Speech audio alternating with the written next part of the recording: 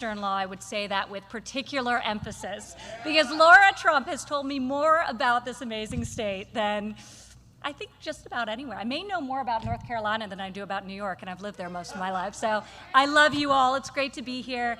Kirby, thank you for hosting us at this top-of-the-line facility and showing us what you do and your hundreds of employees, how they feed America.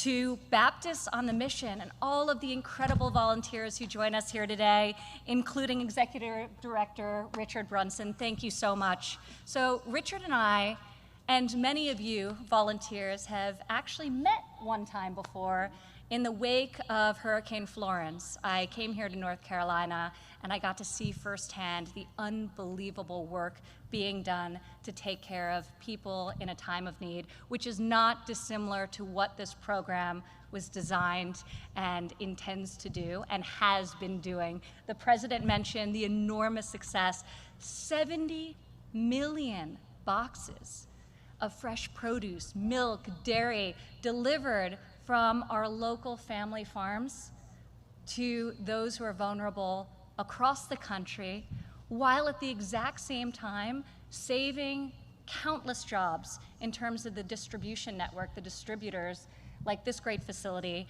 that was having to lay people off because the supply chain was severed. So this is truly a win-win-win program. And in government, you can't say that about a lot of government programs, especially one of this scale that was mobilized so quickly. So just an enormous success.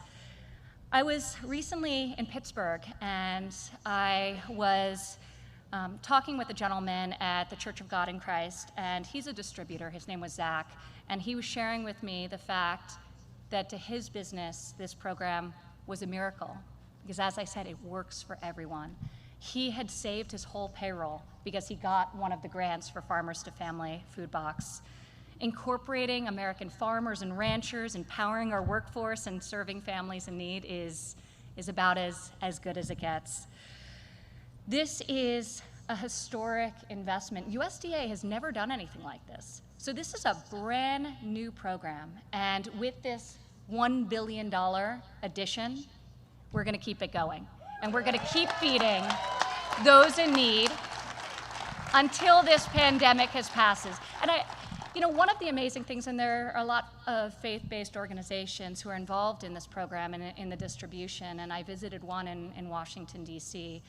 The number of people who came up to me, parents who were collecting these boxes for their children, and they had tears in their eyes because not only did they know that their children and their family would eat that night and that week, but amazingly, they were telling me stories about how they'd never experienced the produce that was being given to them in these boxes. They'd never had anything this fresh before and this nutritious before, so the double benefit of being able to feed their families with the amazing product that you all grow on your farms.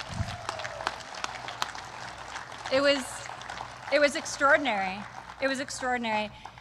There was a Virginia farmer who, when we first launched this program just weeks ago, was at the White House and said to you, Mr. President, and I quote, "This country relies on these farmers and ranchers to do what they do every day. So I want to personally thank you, Mr. President, and all of you who have worked so hard to make sure these farm families stay whole and that the American people never have to worry about running out of food."